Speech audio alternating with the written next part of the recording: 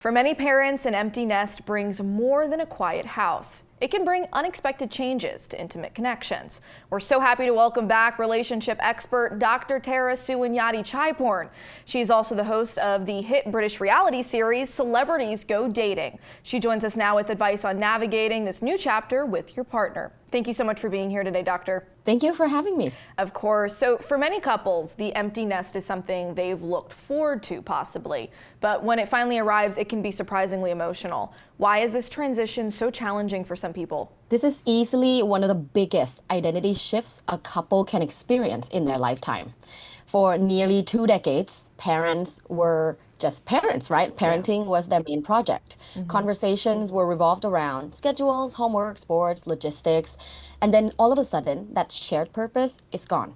So then many couples discover that they were amazing co-parents, but they have been neglecting their romantic relationship. The good news is this is not a sign that your relationship is flawed or failing. It's simply just a transition.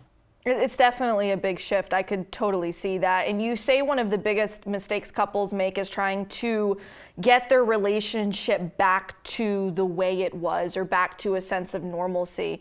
Why is it more important to build something new instead? Absolutely. I've seen that in a lot of my clients that struggle to move forward is because they wanted the feeling to be like when they started dating or the first 5 years of their relationship. I have to tell them, listen, that is unrealistic. That was, you know, maybe 18, 20 years ago. So getting back to your old relationship is not a good philosophy to have. It's all about thinking of dating the 2.0 version of you. You're a better person now. You have more wisdom. Hopefully you're smarter, more empathetic, more patient, you're more intentional. So it's better to shift your philosophy of dating your partner to the 2.0 version for the next chapter of your life. I gotcha. And you talk about the 3 R's: reconnect, rediscover, and reprioritize.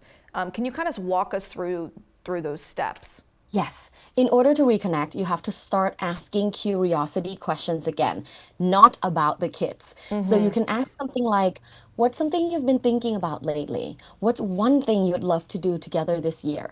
Then rediscover. You want to try something new together, something that both of you have never done before.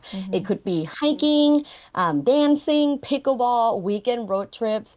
Any new experience can create novelty, and novelty itself will help reignite attraction for one another. I gotcha. I want to talk about intimacy for a second. So many couples also notice changes in intimacy after their children leave home. Is that a normal part of this transition? And if so, how can they begin rebuilding that connection? Yes, research found that it's completely normal. So if you're watching and you feel that way, know that it's normal. The key is to remember that intimacy actually begins in emotional connection, not the bedroom. So laugh more together, have playful time, hold hands when you walk, hug for more than 2 seconds, right? Spend 20, 30 seconds to hug or maybe cuddle, flirt again. These small moments bring more affection to the relationship. You feel closer together, then physical intimacy will come.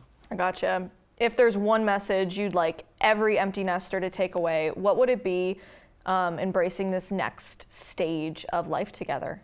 I would love for people to see that this is not that you've lost something, it's actually you've gained something. You've gained more time, more freedom, more opportunity to now fall in love again with your partner. Research found that many couples report greater happiness, greater relationship satisfaction after the children leave home. So hopefully this is, a positive light for them to move forward, intentionally investing in each other's happiness. I gotcha. And you said before that emotional connection often comes before the physical intimacy. What are some of those steps that you can take? Yes, having more conversations together. So these can be conversations that's about the relationship.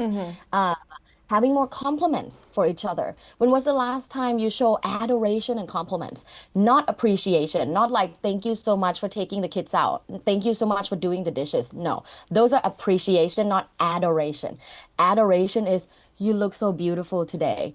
I love the way you walk. I love the way you make me laugh. So share more adoration and compliments rather than just appreciation. These little things, when you do consistently, you build more attraction. Yeah, and it's definitely almost like relearning each other in this new stage of life.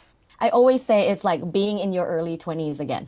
I love that. That's exciting though, you know? It is. I mean, I'm excited to be in early 20s again.